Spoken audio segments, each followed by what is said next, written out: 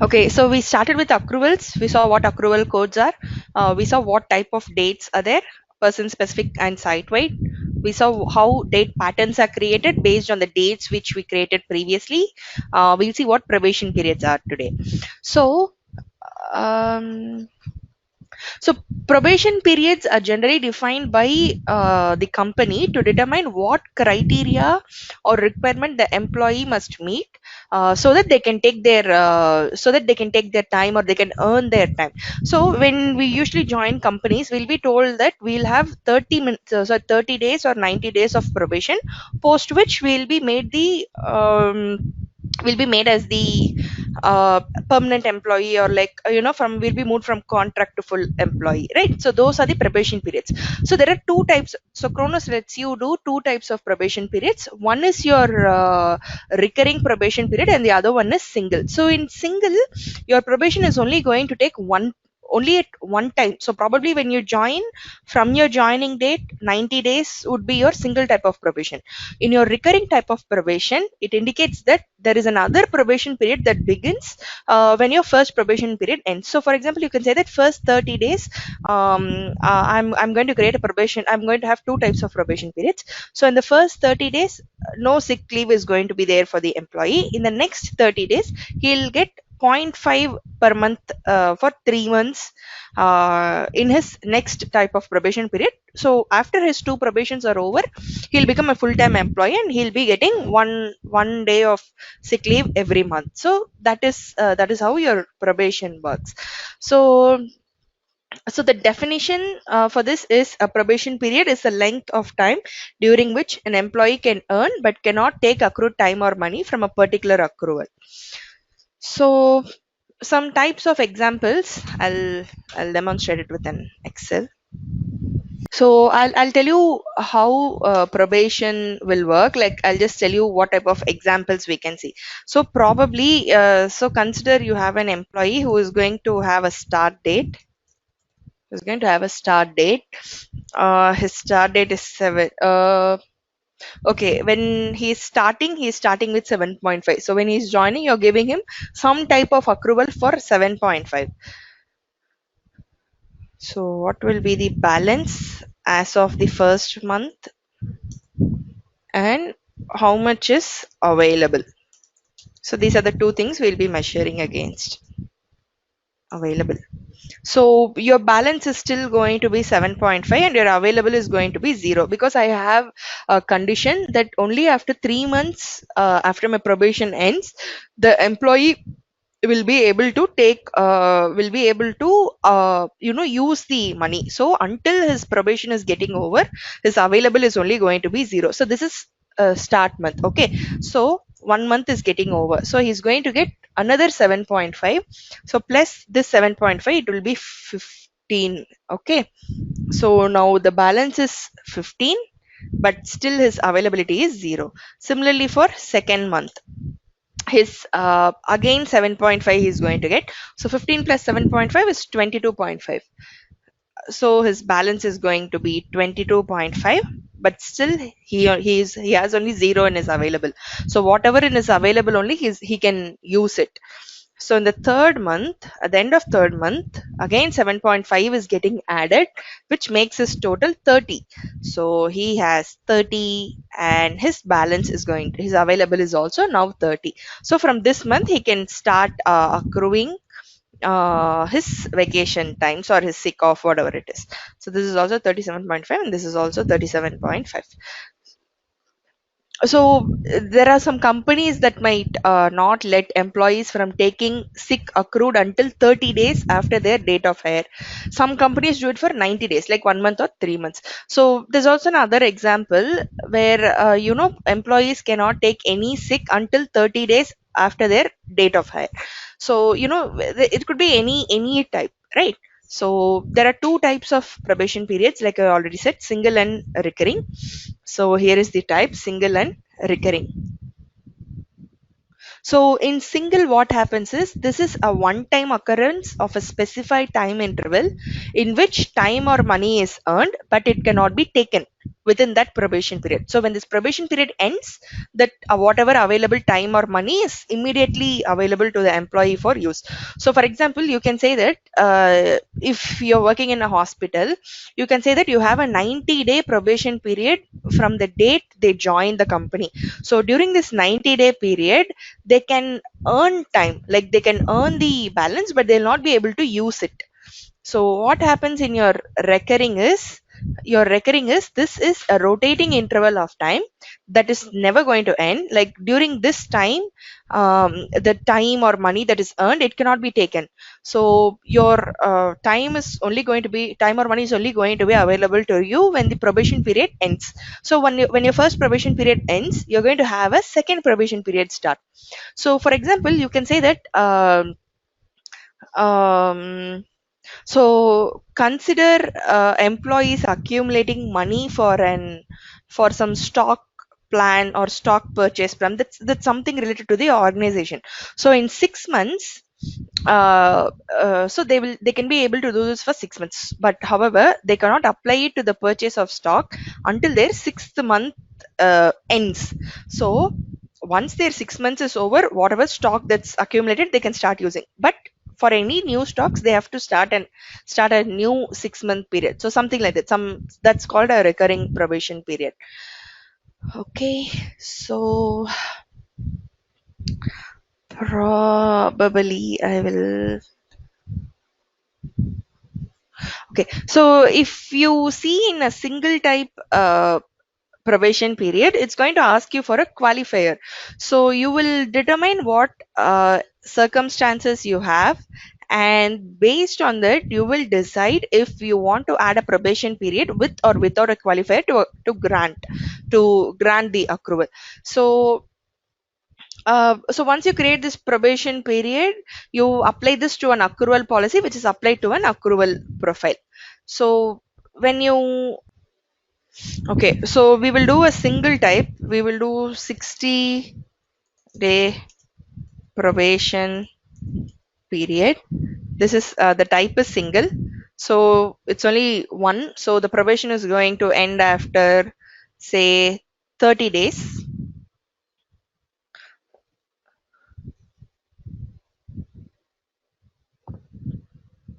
So this is your date pattern editor. So what this is like, whatever you have created in your dates and date patterns, that components you'll be able to see in your date pattern editor.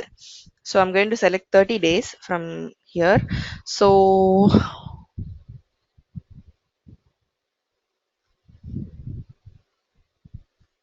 let's consider this scenario. So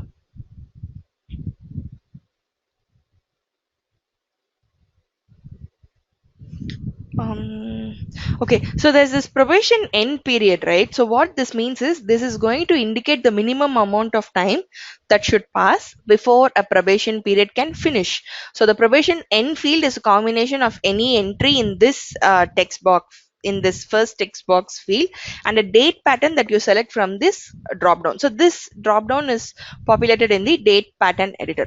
So consider that my company is going to require some employees to complete 30 days probation period before they can use their accrued vacation time. So we'll see how we can configure this. So this is very simple, right? So we will use a single probation period. So there are no other qualifiers for me. So this is very simple. So we will see how we will set this up. So okay, so I've added one because after 30 days, I want this probation to be ended. So now I'll go take a look at my qualifiers. So I have four qualifying choices here, either days active, days worked, hours in paycode, or days employed. So this qualifier is going to just see how many days he's been active. So I'll just select this first option. So days active, like it's going to check if this person has been active for this many days. So what I'll do is I'll also check the period to check option. So I'll select so this option I'll select to decide when the system should check for the probation period. Mm, Okay, I think I'll just do one here.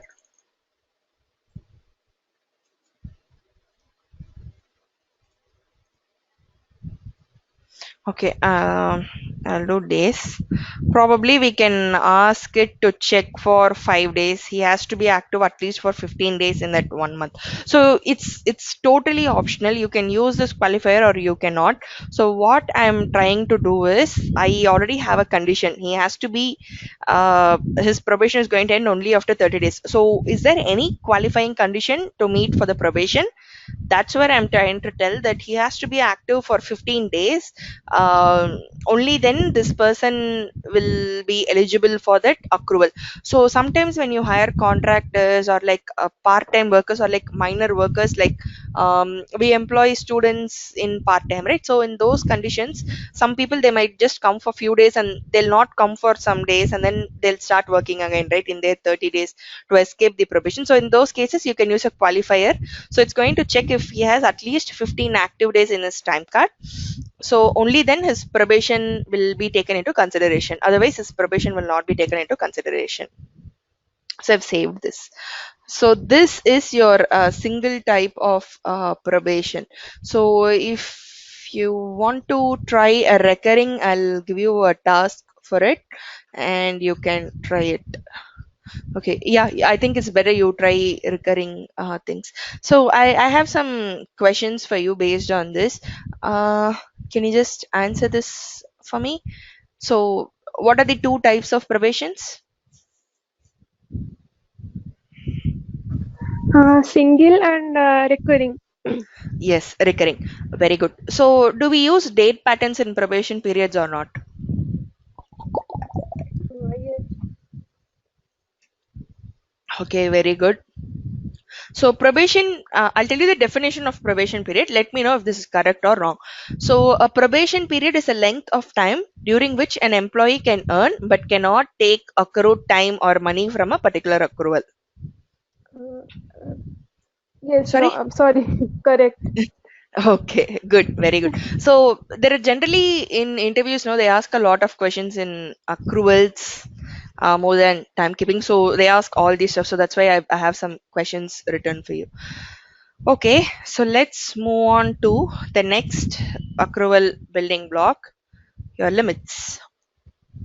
So limits and grants are also very important part of your accrual policies. So these are nothing but limits also uh, take your this defines your limit, like what limit you can earn and how much you can take in a period. So it's something like that is this part of your accrual policy. So every company has a different policy on how to limit accruals, right? So they'll tell you that if you work for so many days you can get this many hours, so something like that, there's a limit like that. So there are three types of main limits. One is your earning limit. So if you see here, there are earning balance and earning amount. So both of them have the same principle except for some differences. So this is your earning limit. The next is your taking limit, your cap on earning takings and your taking limit. So this limit controls how much an employee can take within a set amount of time. And the last one is your carryover limit. So this carryover limit is going to help the company to control how many hours, days, or money an employee can carry over from one time frame to another. So I'll repeat it again. There are three types of limits. You have five options, but the type is three. One is your earning, one is your carryover, and one is your taking.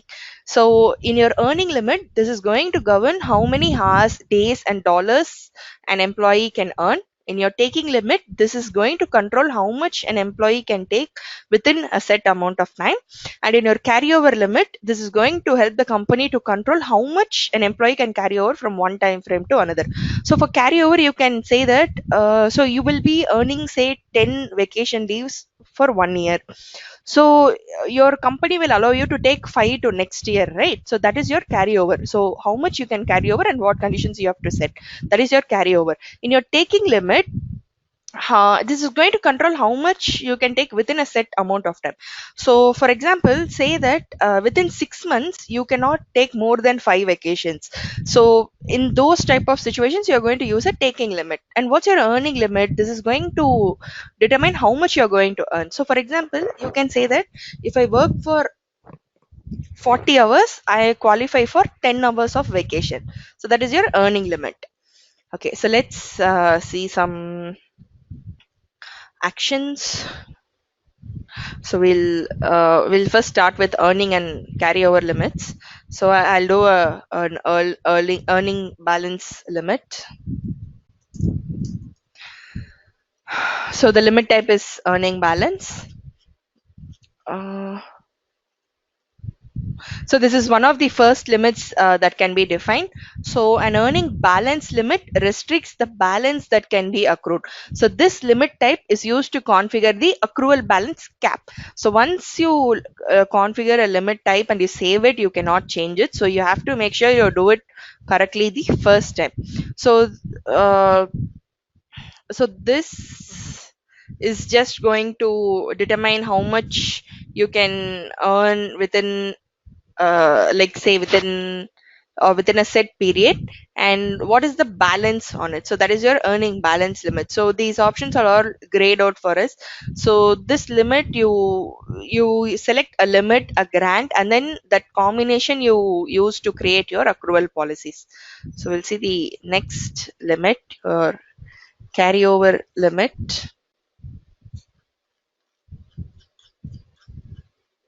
So in this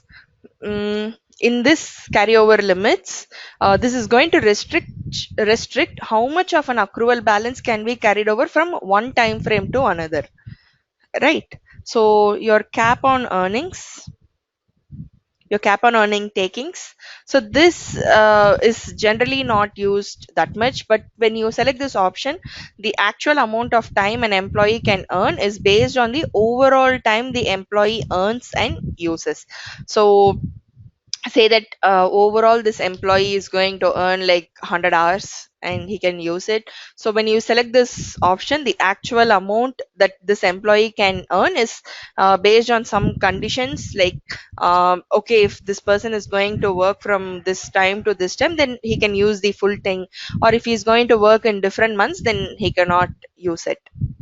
Okay, so I'll explain earning limits with some examples. Okay, suppose you're earning some amounts like this, say 10, 15, 25, 30, something like that, but your maximum earning is only 30. Okay, so your maximum that you can earn is only 30. So your accrual should have a balance of 30. Uh, So some companies might say that a maximum amount that an employee can earn for each accrual has to be over a specified period of time. So in those cases, an earning limit is a restriction on the amount of earned time or money that an employee can accumulate during a specific time frame, or that he has any store at all. So we'll see the earning limit types. So you're going to limit balance at any given time.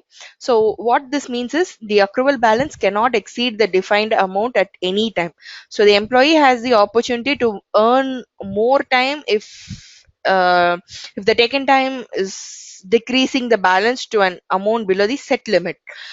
So your second type of earning amount limit is your limit on the amount earned for a specific time frame. So in this cases, the accrual balance cannot contain earned hours that exceed the defined number of specific hours. So in this case, the employee cannot earn more than the defined limit amount during a specific time period, whatever the conditions may be, like regardless of either any time taken against the accrual during the time period or any additional hours work that contribute to additional earnings. So some companies prevent employees from earning more than a certain amount of accrual time in a particular time frame, right? But there are some companies that restrict the amount of hours an employee can earn as a specific date in time. So so that is the difference between those two earning limit time frames. I think I'll just do this. Okay. So when I do an earning amount limit, is going to give me all these options, so I can do a seasonal thing. So what I mean by seasonal thing is, there's an option here that says months and all, right, to check the seasonal time period. So these fields represent a seasonal time period from one specified date to another specified date, like January 1 to January 30, or December 1 to December 30, etc. So there's another option called rolling time period. So what this means is, the rolling period of time is a looped time interval during which the balance is checked continuously to ensure that the limit is not exceeded. So if you select 4, if I give frequency as 4, and if I select weeks, it's going to check every 4 weeks once to make sure that the amount is not exceeding whatever amount you define later in the policy, that is not going to exceed. So that is your rolling time period over here. And you have a specific time frame. So what this means is, it's going to use one of the date patterns that you have created, and a specified time period that checks the balance in accordance with the defined date pattern. So that's what is going to happen here. So I'll give you some questions. You think and tell me what type of time frame we will need in these three. So my employees must uh, no, I think it's very early to ask this question. I'll probably do it with my session later. Mm, okay. So we'll see an earning limit type. We'll just create a small sick earning limit. So I'll say this as for sick. So I'm going to create an accrual policy that's going to check every 4 weeks once to see if my sick accrual is not exceeding, like my sick amount or hours is not exceeding. I'll just save this. So once you save this, you'll not be able to make any edits to it.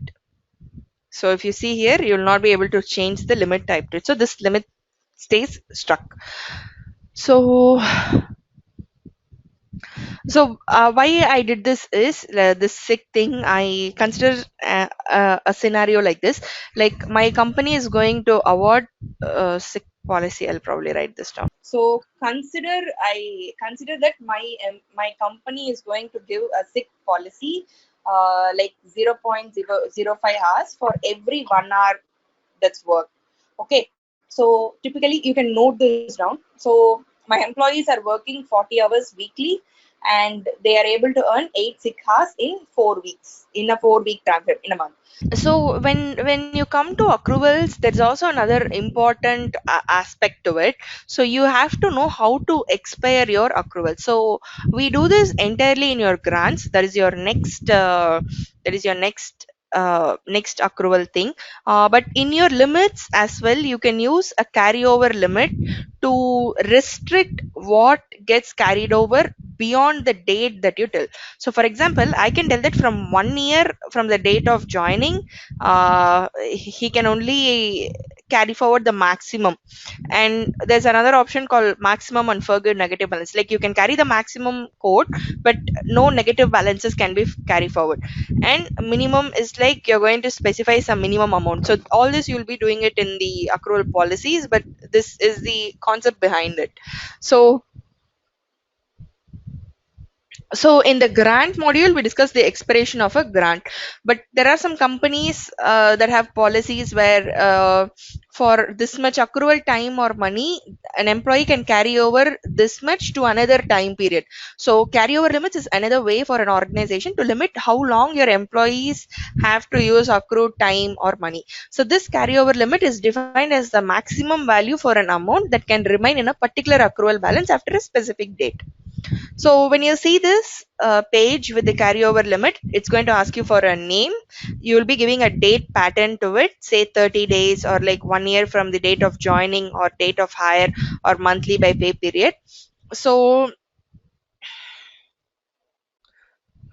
Um, so while we still define this in the limit editor using a limit type specific for this, so in comparison with the other limits, notice that the other options on the screen are different, right, from the other types of limits. So firstly, your carryover limit is going to restrict the amount of whatever accrued time or money that can be carried over to the next accrual period. So you can consider an example like this. So employee can carry forward 40 hours of vacation from one period to the next, but they cannot carry over more than 40.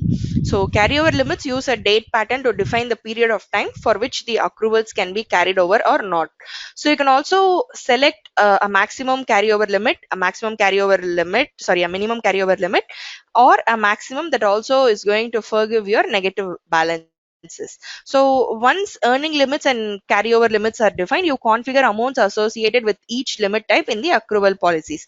In the limit table, I can show you the limits tab in a while, but we'll do takings first, and then we'll go to grants, and then we'll eventually go to policies. So there's an other aspect to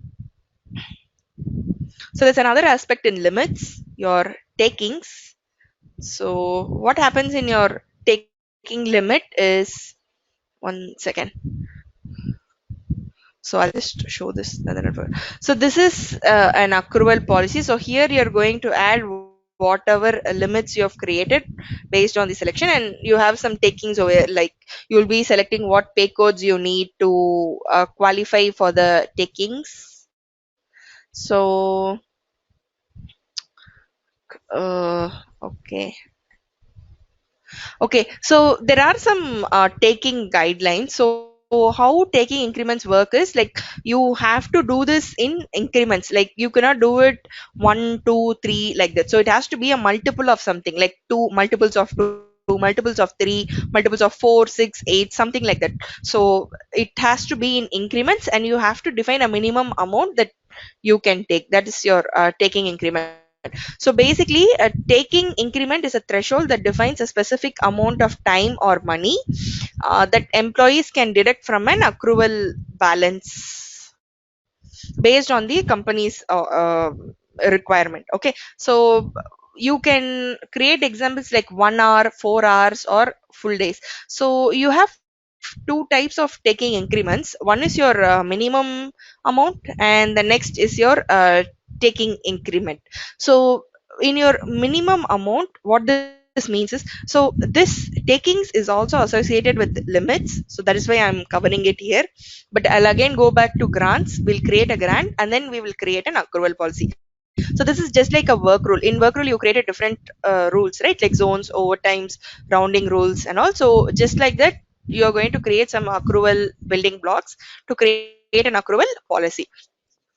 So in your minimum amount, you have to mention an initial taking that must be attached to a specific accrual.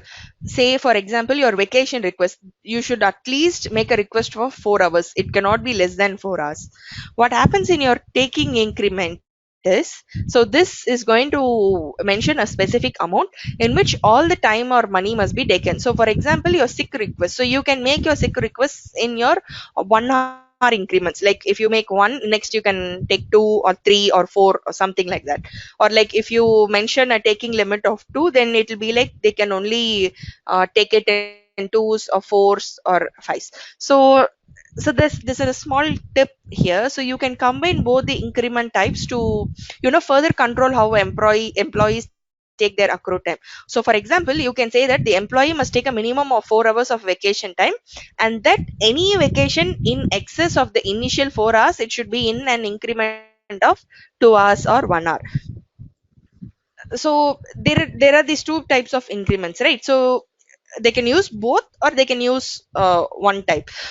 So for example, if your customer wants to require vacation to be in like 6 hour blocks, so you will define this as the minimum amount. So you'll be saying it as 6 hours, just like we saw the previous example. So there's another you can take another example for sick time. So you can say that the taking increment maybe that the sick time can only be taken in 1 hour increments so that your employees cannot request for 15 minutes of sick time. And like we already saw, you can take both the limits as well.